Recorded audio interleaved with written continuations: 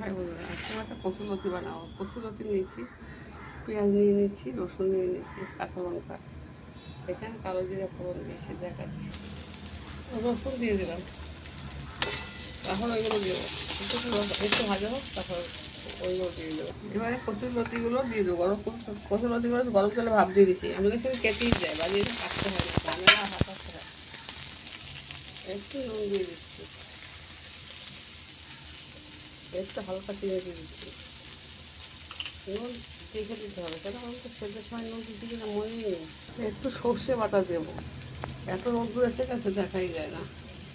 সর্ষেটাকে নিয়ে নিয়েছি, এবার ভিজিয়ে দেবো।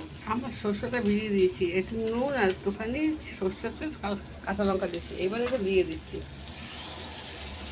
অনেক বছর পর কচুরলতি খাচ্ছি, জানেন তো। এরকম আমার কচুরলতি হয়ে গেছে, একটু ঘেরা ঘেরা হয়ে গেছে, কী করবো, এত ভালো হলো কি লাভাবো। আমার কচুরলতি হয়ে গেছে সর্ষে পেঁয়াজ রসুন দিয়ে। তো দেখুন দেখতে কীরকম হয়েছে। ভালো লাগলে লাইক শেয়ার করে দেবেন, ইউটিউবে দেখলে সাবস্ক্রাইব করে দেবেন।